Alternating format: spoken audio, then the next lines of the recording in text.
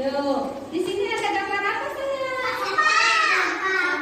Orangnya lagi ngapain ini? Buang sampah. Dibuang kemana? Oh, ke tempat sampah. Nanti kesepakatan kelasnya kita akan membuang sampah kepada tempatnya. Kalau sampahnya berceceran di mana-mana, kelasnya jadi apa? Oh, biar bersih sampahnya dibuang kemana sayang? Ke tempat sampah.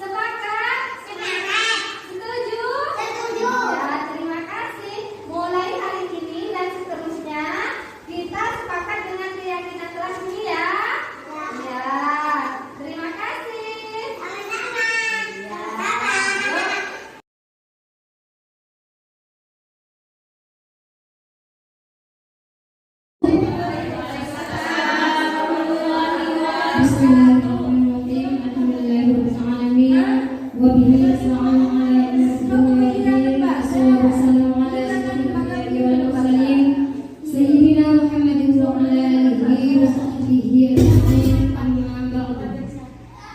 Yang terhormat kepada pengawas Parunau Daerah Hajat Lili Indrayati, kepada kepala sekolah serta dewan guru yang telah kami hormati,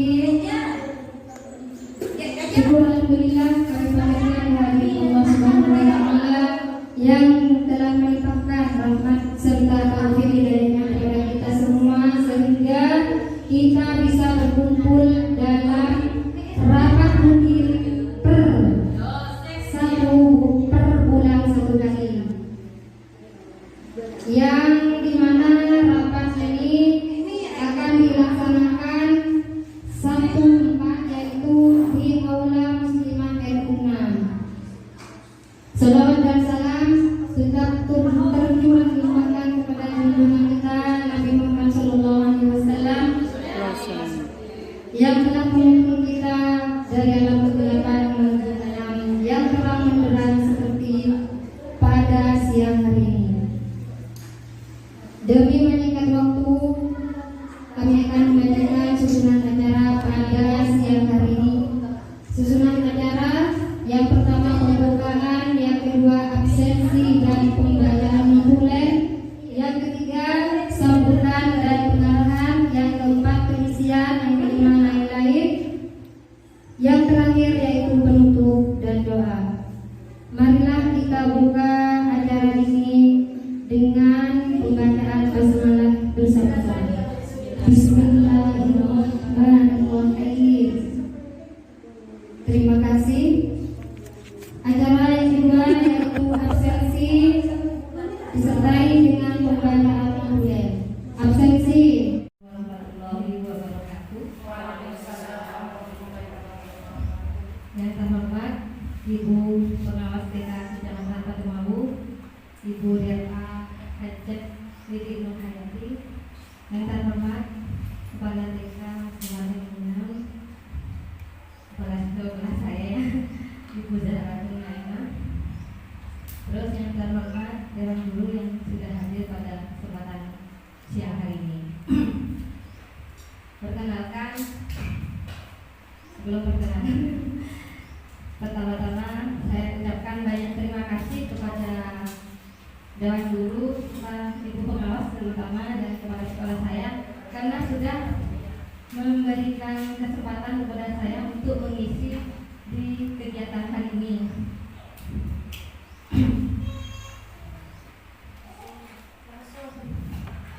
Di sini saya perkenalkan nama saya Kinana. Saya adalah calon guru penggerak angkatan 7 Kabupaten Pamekasan yang berasal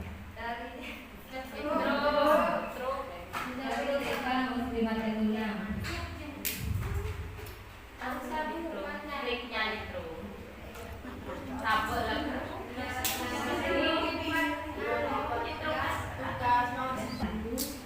Yaitu memaparkan diseminasi budaya positif ya.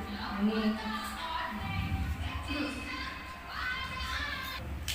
sebelum masuk ke materi, saya ingin bertanya dulu kepada ibu-ibu, pendidikan itu apa menurut sampean?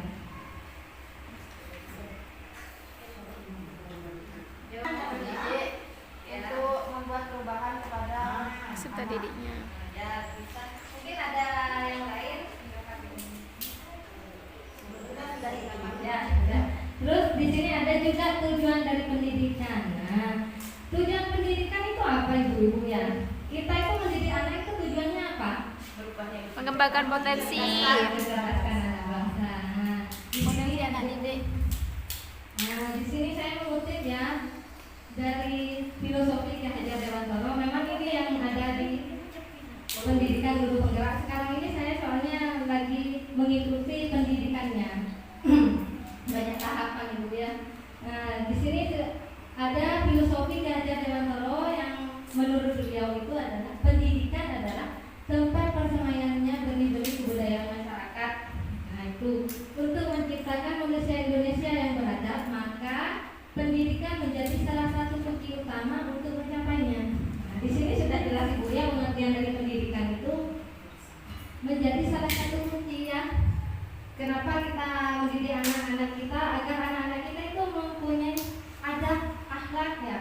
menjadi anak yang beradab dan berakhlak. Nah itu. Terus pendidikan dapat menjadi ruang berlatih dan bertumbuhnya nilai-nilai kemanusiaan yang dapat diteruskan atau diwariskan. Nah, pendidikan itu kita mendidik anak itu tidak cukup hanya untuk anak kita saja ya. Kita sebagai pengajar, kita wariskan ilmu yang kita dapatkan, yang kita peroleh, kita wariskan kepada anak-anak didik kita. Setelah anak didik kita sudah keluar, ada anak didik baru kita kan.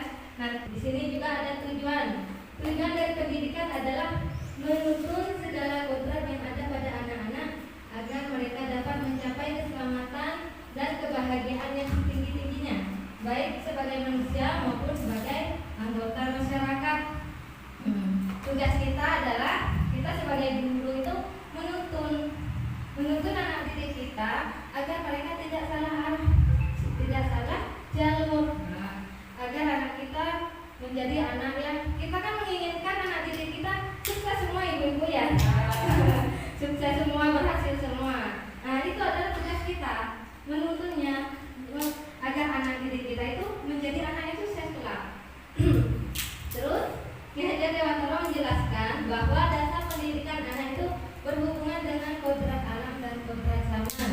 Maksudnya kodrat alam apa ibu-ibu ya? Yang berkaitan dengan alam, Bu. Diri anak sendiri. Ya benar, yang berkaitan dengan diri anak itu sendiri, ya, termasuk di lingkungan keluarga. Nah itu anak kan tumbuh sebelum kita masukkan ke sekolah. Itu anak kan belajarnya di keluarga dulu ya. Nah itu adalah kodrat alamnya, seperti bentuk geografisnya, keadaan geografisnya. Kalau misalnya anak itu yang ada di pedesaan kan tidak sama dengan anak yang tinggal di perkotaan, gitu, seperti itu. Terus kodrat zaman. Nah, yang dimaksud kodrat zaman di sini, kalau dulu kita ya, dulu waktu saya masih kecil, saya masih belum ngerti apa itu IT ya. Kalau anak-anak sekarang sudah mengerti. Kalau dulu saya bermain itu tidak main HP. Dulu ibu-ibu itu main apa ibu-ibu ya?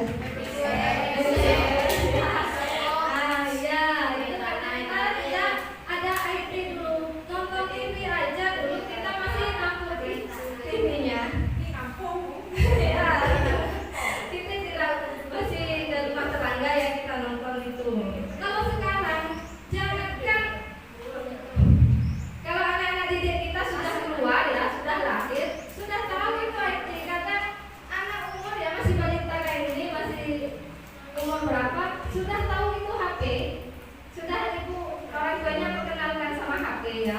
Kadang nenek-nenek sekarang itu kalah sama cucu-cucunya. Lebih pintar cucunya kalau sekarang ya. Itu yang dimaksud dengan perkembangan zaman. Jadi anak itu berkembang dengan sesuai perkembangan zamannya, terus berkembang pada saat ini. Termasuk ini sudah. Dulu saya pegang HP itu kalau nggak salah sama belajar komputer ya, belajar komputer itu setelah lulus SMA saya belum punya HP juga belum pernah punyanya setelah saya kerja itu baru beli sendiri.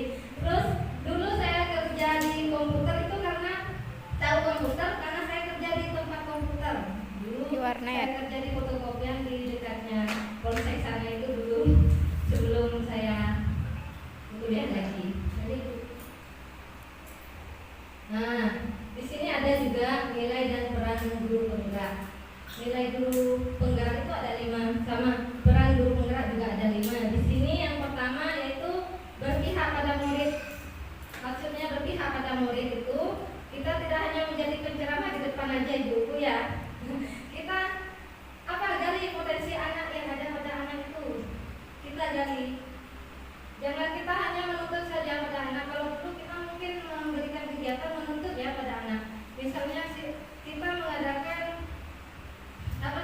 kayak katanya ibu tadi, kita sediakan semuanya medianya. Kalau dulu, nah ibu punya kegiatan ini nanti harus dikerjakan seperti ini, harus pak kayak ini. Nah kalau dulu kita seperti itu ya. Sekarang berubah soalnya kita kan sekarang menggunakan kurikulum merdeka. Jadi kita sediakan semua medianya kita sesuaikan, lalu sediakan, terus kita jelaskan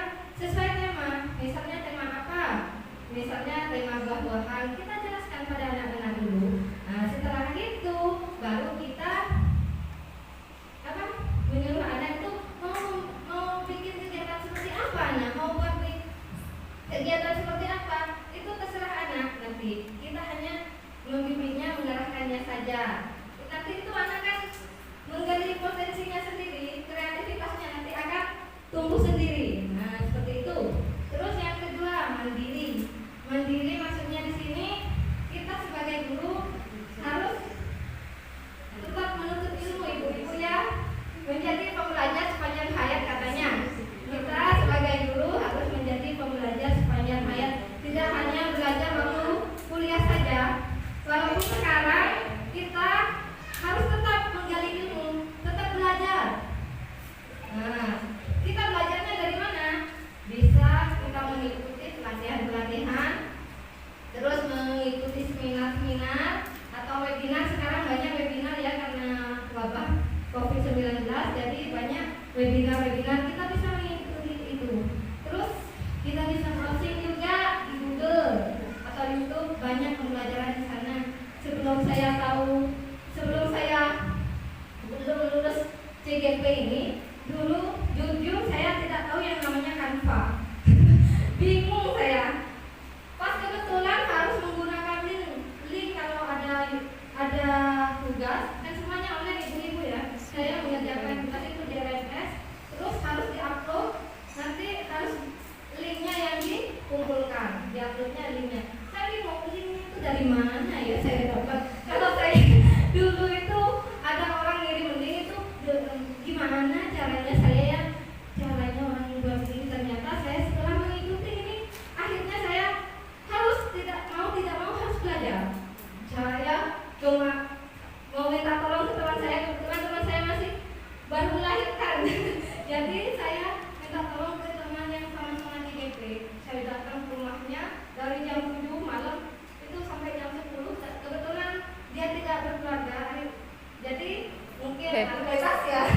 Nah, jadi saya akhirnya ya saya belajar memang sungguh-sungguh, karena saya itu tidak mau tergantung sama orang lain. Kan ini bukan sehari 2 hari kan tugasnya ya.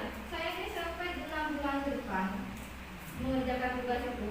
Terus masa ya saya mau tergantung terus sama orang, kan gitu ya. Harus punya kemauan. Jadi itu kemauan saya, harus belajar. Terus yang ketiga yaitu reflektif. Maksudnya reflektif di sini, nah katanya ibu pengawas tadi ya, kita merenung, kita evaluasi apa yang kita sudah sampaikan karena didik kita evaluasi lagi. Kayaknya ini kurang pas tadi ya, kayaknya ada anak yang masih belum paham dengan pembelajaran ini. Nah nanti kita buat catatan kecil. Nanti misalnya sudah temanya sudah selesai atau mau dilanjutkan ke hari berikutnya, nanti terangkan lagi apa yang kita ajarkan kepada anak itu, yang kita ajarkan pada murid-murid kita, maksudnya ibu-ibu ya.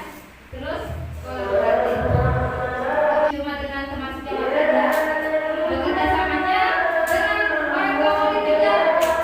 Soalnya apa? Kita bekerja sama untuk perkembangan anak didik kita. Nah, kita sampaikan bekerja sama kita.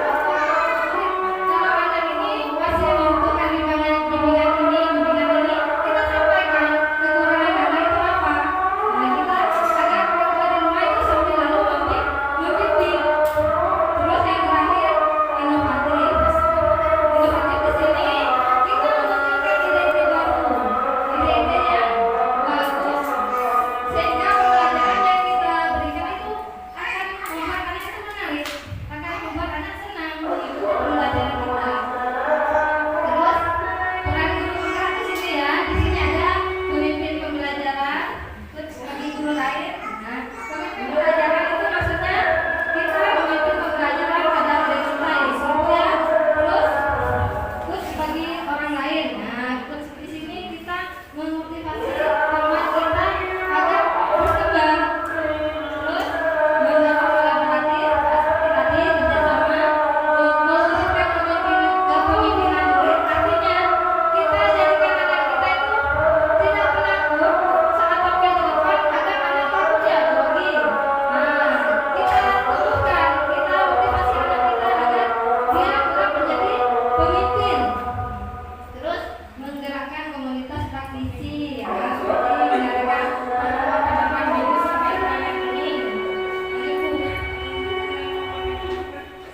Ibu-ibu ya, yang dikenal dengan tahapan kerja, di mana tahapan itu berupa membuat pertanyaan, ambil pembelajaran, gali mimpi, terus jabarkan rencana dan organisasi bersih. Itu adalah tahapan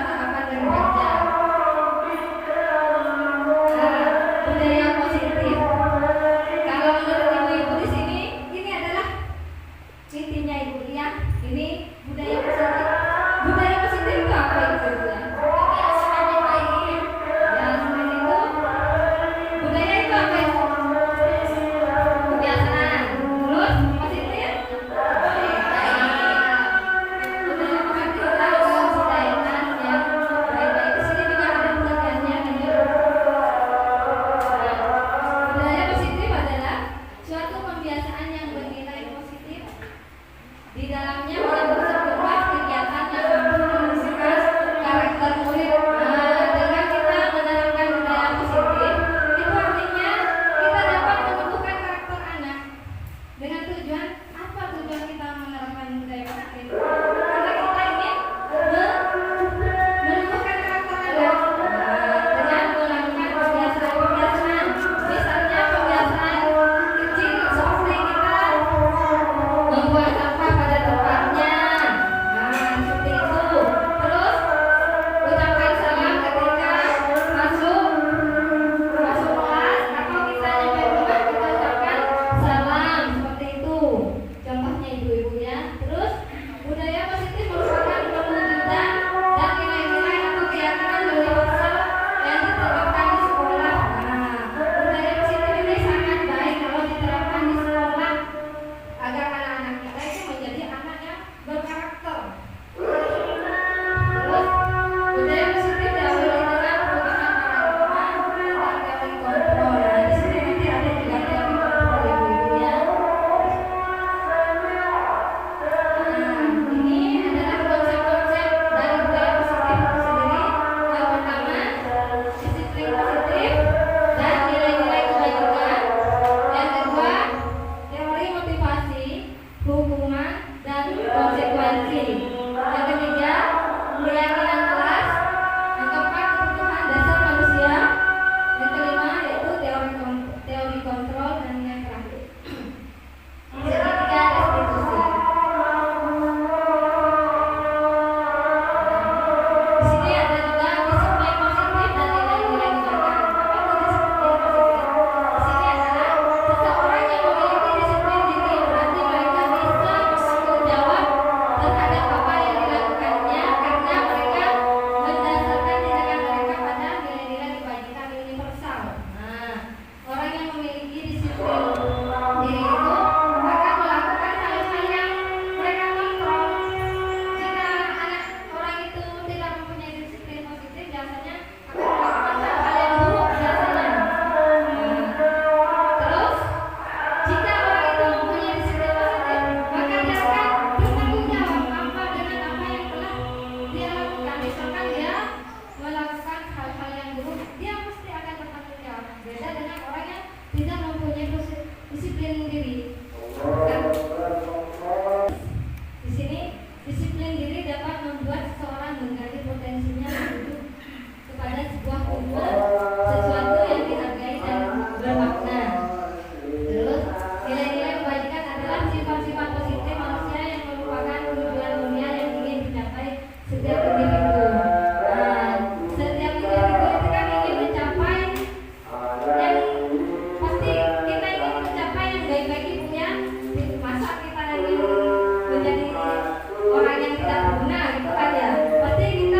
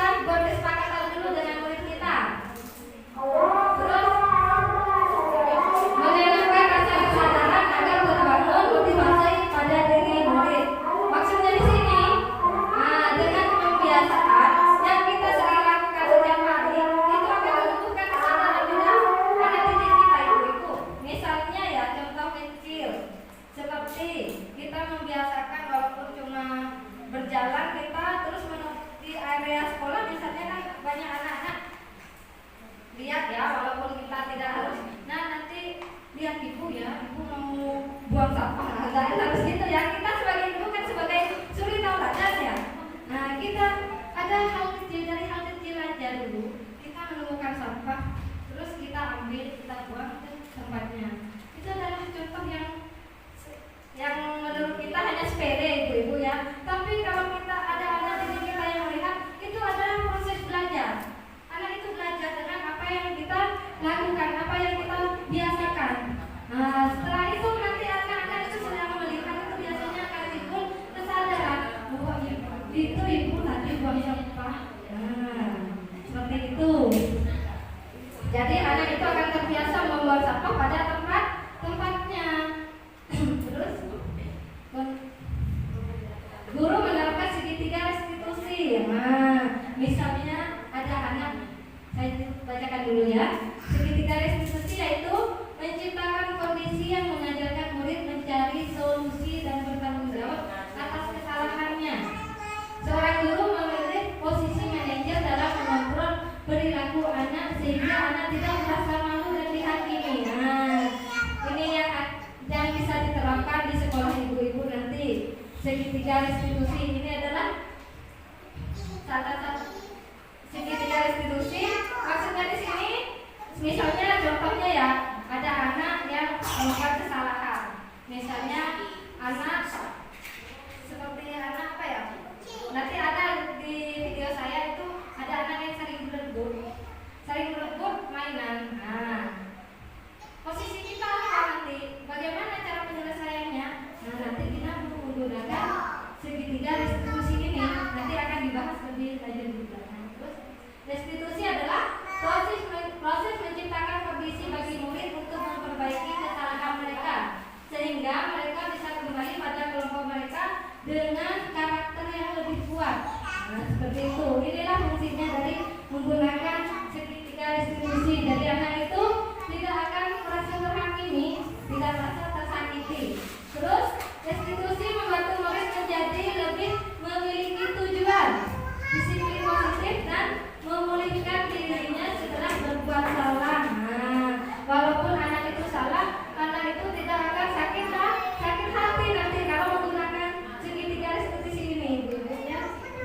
Nah, di sini segitiga restitusi di sini ada tahapan-tahapannya.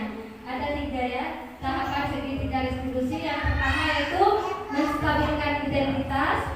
Yang kedua, validasi tindakan yang salah. Yang ketiga, menyampaikan keyakinan. Nah, seperti ini, keyakinan yang dibuat bersama ibu-ibu ya. Nah, di sini pun ada menstabilkan identitas itu. Kita tidak langsung menghakimi anak, kita bisa mengajukan sebuah pertanyaan-pertanyaan seperti berbuat salah itu tidak apa-apa. Nah, misalnya kita panggil anak didik kita yang berbuat salah, misalnya kita panggil ke kantor. Kalau misalnya kita bicarakan di depan teman-temannya, kan takut anak-anak itu minder ya, takut tidak percaya diri. Kita panggil yang berbuat salah itu kita panggil ke kantor, kita dengar anak-anak. Nah, seperti ini bisa menggunakan kata-kata ini. Ini bisa dipilih yang mana nanti ibu-ibu ya. Yang pertama itu berbuat salah itu tidak apa-apa. Nah, tuh kita bisa seperti itu. Jadi anak itu tidak takut, walaupun salah tidak takut. Nanti saya dimarahin sama ibu. Nah, seperti itu misalnya ya. Terus yang kedua, tidak ada manusia yang sempurna. Nah, kita bisa mengucapkan seperti itu. Terus saya juga pernah melakukan kesalahan seperti itu. Kita bisa menyelesaikan ini. Nah, seperti itu ibu-ibu ya. Ini sampai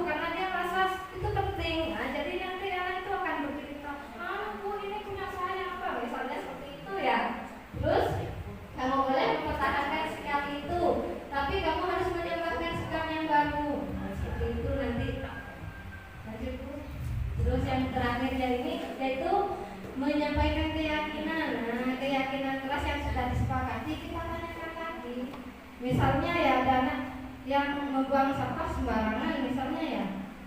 Terus kita dengarkan. Nah, tadi kesepakatan kelasnya apa ya? Kalau melihat sampah itu gimana seharusnya? Nah, seperti itu kita sampaikan kepada anak didik kita. Misalkan menggunakan pertanyaan-pertanyaan seperti ini. Apa yang kita percaya sebagai kelas atau keluarga? Seperti itu. Terus apa nilai-nilai umum yang kita telah sepakati? Apa bayangan kita tentang kelas yang ideal? Misalnya kelas kita itu harus apa? Harus gimana anak-anak? Harus bersih misalnya. Loh ya, kalau harus bersih itu sampahnya harus gimana? Karena anak itu nanti menjawab membuang sampah pada tempatnya. Bu, yuk, ayo kita sama yuk, kita buang sampahnya yuk. Nah, anak-anak itu tergerak masih ibu ya. Terus kamu mau jadi orang seperti apa? Nah, itu seperti itu contoh-contoh pertanyaannya. Terus itu. Nah, ini adalah salah satu apa? Contoh. Nah, salah satu contoh kasus di mana di sini ada Pak Joko dengan kedua muridnya yaitu Pak Adi dan Mario. Mario dan Adi. Pak Joko itu mempunyai murid yang bernama Mario dan Adi. Nah, kebetulan Adi sama Mario ini membuat suatu kesalahan. Dibaca gak apa-apa ibu-ibu ya? Apa langsung di slide aja? Takutnya ya. Ya, di sini juga ada. Coba diulang kembali ya. Nah, kalau menurut ibu-ibu di sini yang menstabilkan identitas itu yang mana? Validasi menstabilkan identitas mungkin dari pertanyaan-pertanyaan tadi. Kalau menurut ibu itu yang mana? Kata-kata di sini akan ada Pak Joko itu bertanya kepada muridnya. Kalau menurut ibu-ibu di sini yang menstabilkan identitas itu yang mana? Kata-kata yang mana?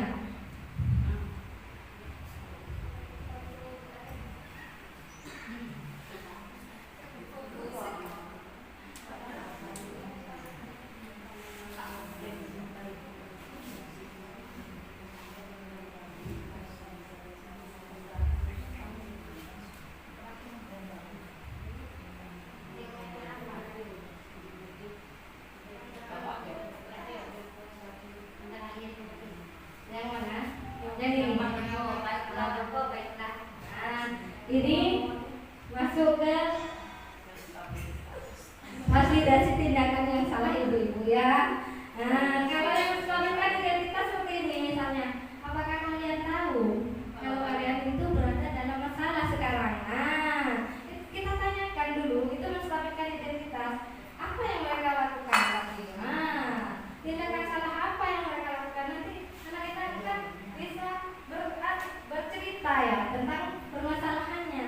Terus kalau yang validasi tindakan yang salah yang ini, baiklah. Nah, Bapak di sini bukan untuk mencari siapa yang salah. Bapak di sini untuk mencari penyelesaian bersama-sama. Nah, ini berpikir sama-sama tentang apa yang bisa kita lakukan untuk memperbaiki situasi ini. Kalian pasti melakukan ini ada alasannya. Nah, itu pasti seru ya lempar makanan begitu. Lempar makanan begitu. Nah, itu adalah salah satu validasi tindakan yang salah begitu.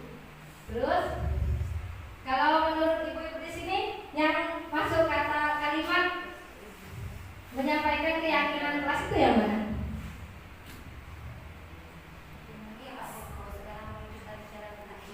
Nah, ya betul. Di sini ada Pak Joko juga, dia memberikan pertanyaan. Kalian berdua ingat dengan keyakinan kelas kita. Nah, terus kita ingatkan keyakinan kelasnya apa yang sudah kita sepakati bersama.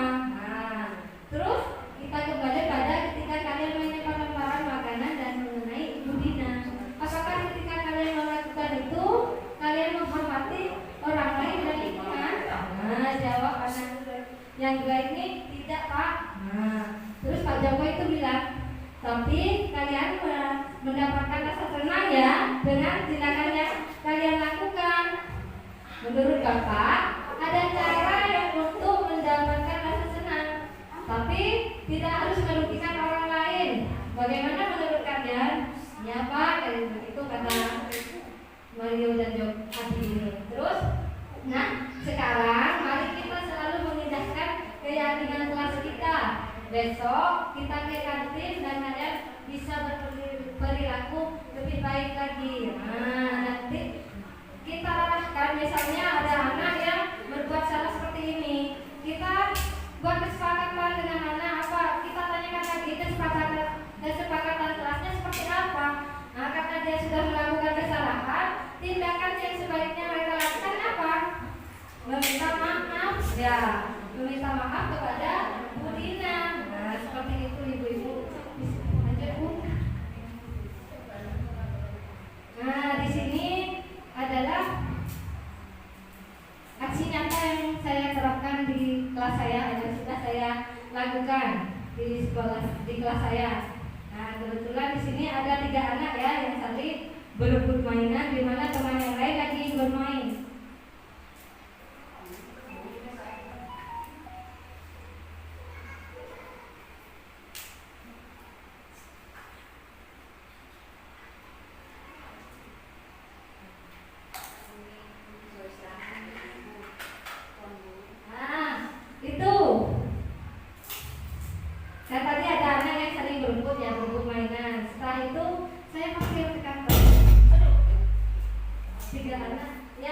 Melakukan kesalahan tadi itu yang saling berebut. Nah, saya tanyakan, tadi kenapa kok saling berebut gitu ya? Kenapa? Coba ceritakan sama ibu. Siapa tadi yang main duluan gitu ya? Yang main duluan siapa? Jawab yang satunya.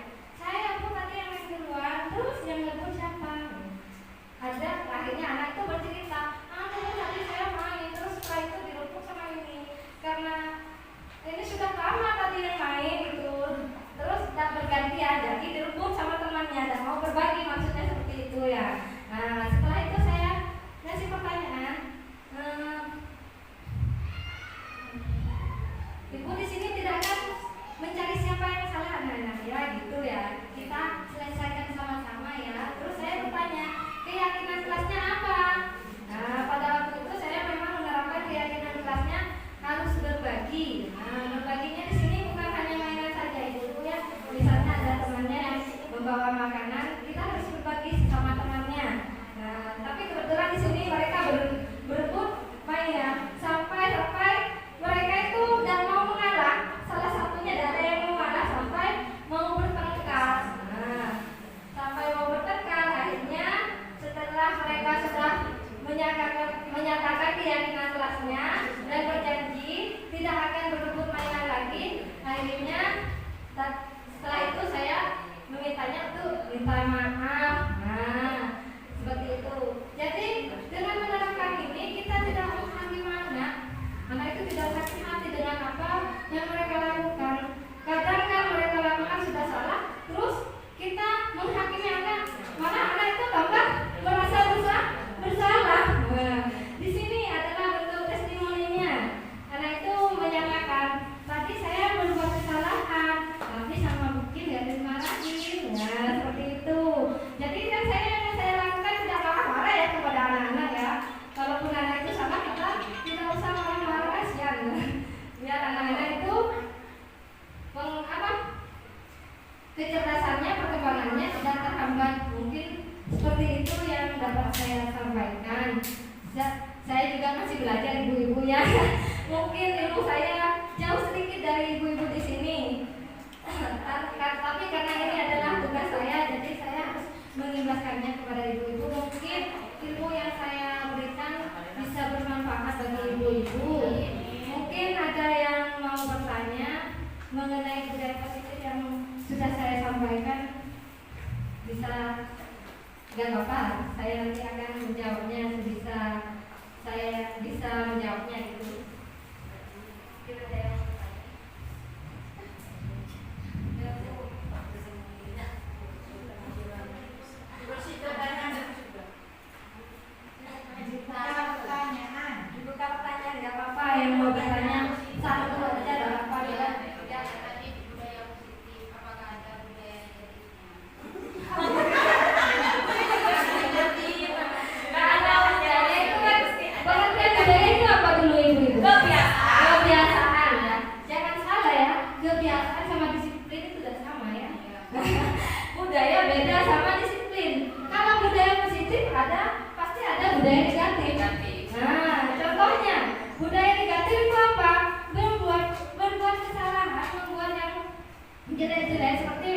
membuang sampah sembarangan. Itu adalah budaya negatif. Budaya negatif itu kebiasaan jelek ibu ya. Ada pastinya ibu, bukan tidak ada. Ada. Beda dengan disiplin positif. Kalau disiplin itu pasti yang positif. Gak ada yang disiplin itu negatif. Masa kita membuat kesepakatannya anak-anak nanti buat kelas kita kotor. Gak mungkin kan ya? Nah, kita pasti budaya negatif itu ada, kebiasaan negatif. Tugas kita ya merubahnya.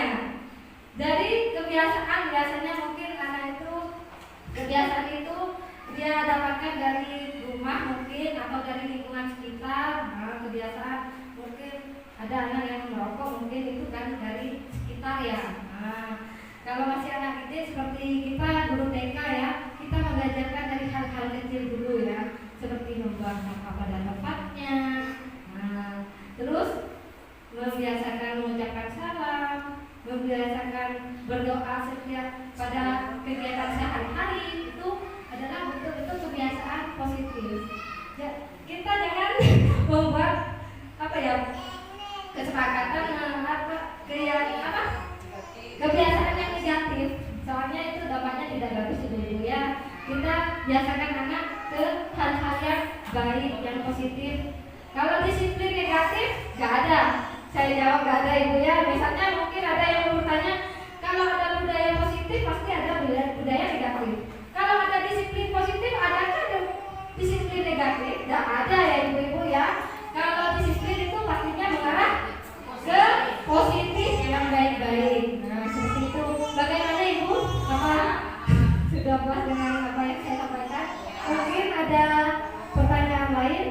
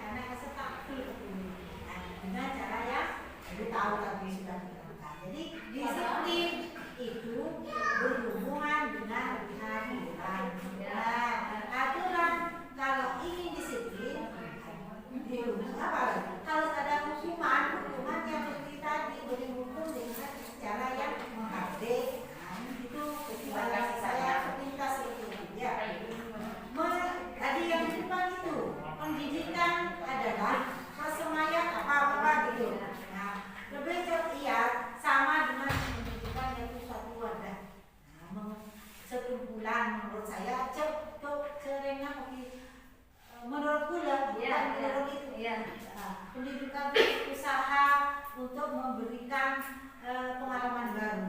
Istilahnya belajar ada usaha memberikan pengalaman baru atau pengetahuan baru. Itu mungkin seperti itu. Karena kalimat itu persemaian masih akhirnya untuk rumah. Tetapi di mereka kayak pola lanjutkan ya pengetahuan kan seperti itu. Jadi kesimpulannya itu disiplin dengan asalan sikap hukuman yang tidak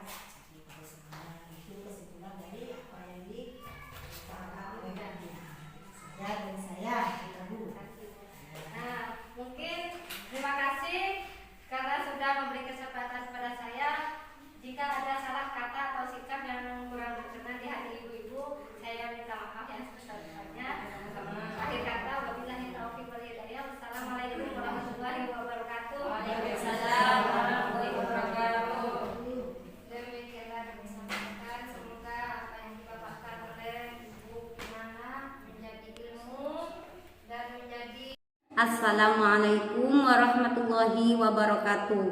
Nama saya Siti Hanifah. Saya adalah rekan guru Ibu Kinana yang telah lulus calon guru penggerak angkatan 7 dari TK Muslimat NU 6 Dasuk Pedemau Pamekasan Madura.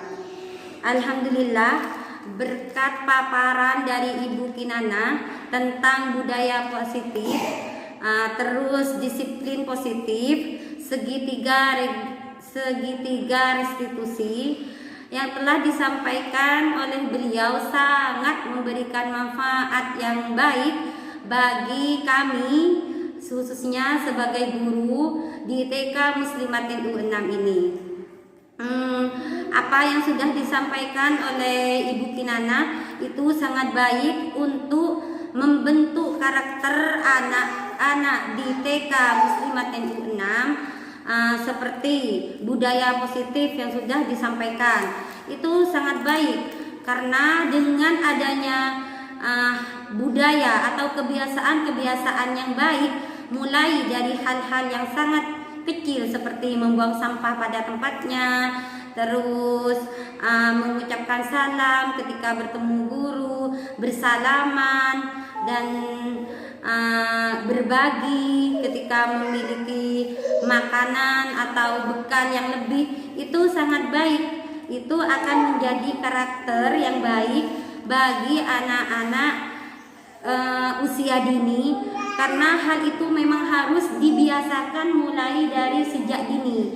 Kalau sudah biasa berbuat yang baik, melakukan hal-hal yang baik, yang positif mulai dari sejak dini, nanti ketika besar dia anak-anak tersebut juga akan melakukan perbuatan baik. Juga tentang disiplin positif.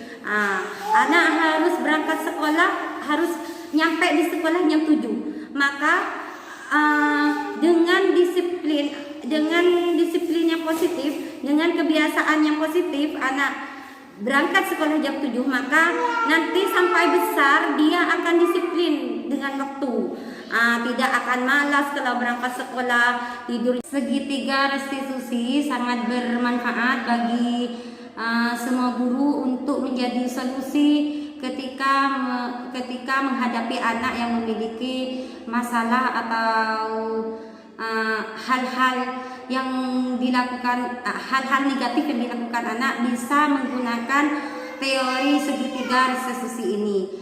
Demikian paparan dari saya sebagai aksi nyata dari Ibu Kinana. Semoga nanti Ibu Kinana bisa lulus dan sukses. Amin. Assalamualaikum warahmatullahi wabarakatuh. Perkenalkan, nama saya Naning Fitria. Saya teman sejawat dari Ibu Kinana, calon guru penggerak angkatan 7 Kabupaten Pamekasan dari Lembaga TKS Muslimat NU 6 Desa Dasuk, Kecamatan Pademau, Kabupaten Pamekasan.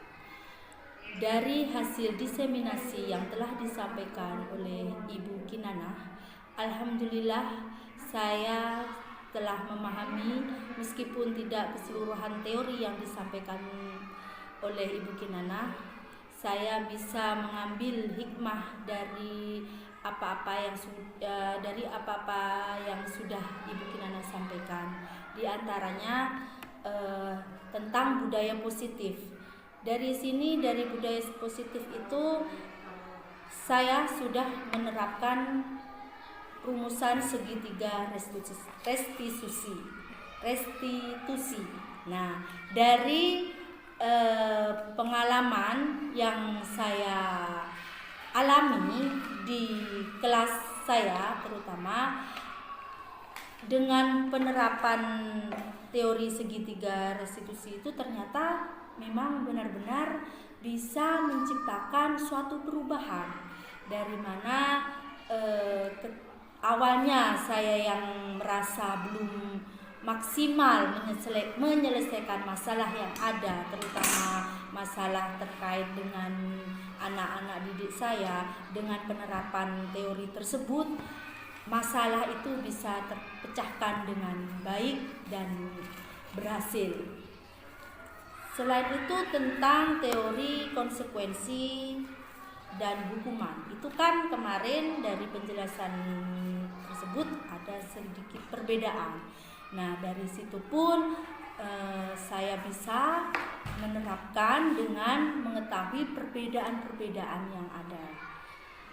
Yang terakhir itu tentang teori kontrol. Teori kontrol itu kita sebagai pendidik, sebagai guru bisa memposisikan kita itu sebagai penghukum itu seperti apa, sebagai pembuat rasa bersalah. Kita sebagai pendidik itu harus sebagai teman dengan anak didik kita, sebagai manajer ataupun sebagai pemantau. Jadi ya intinya alhamdulillah saya bisa merasakan perbedaannya dari sebelum saya mengenal ilmu-ilmu teori dari diseminasi Ibu Kinanah, dan setelah saya menerapkan teori-teori yang saya terima dari Ibu Kinanah, alhamdulillah ada perubahan-perubahan yang terjadi meskipun itu pun belum terlalu signifikan. Demikian, wassalamualaikum warahmatullahi wabarakatuh.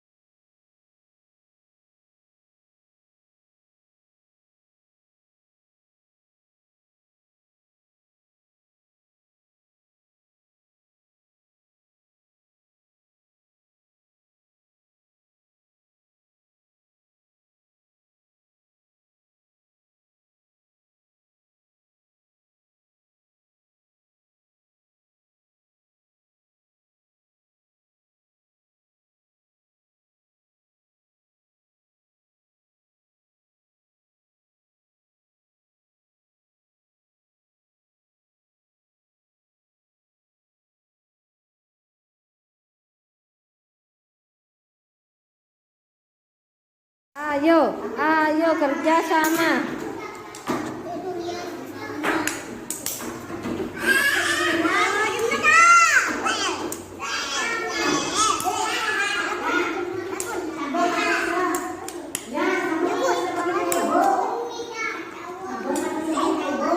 Ayo.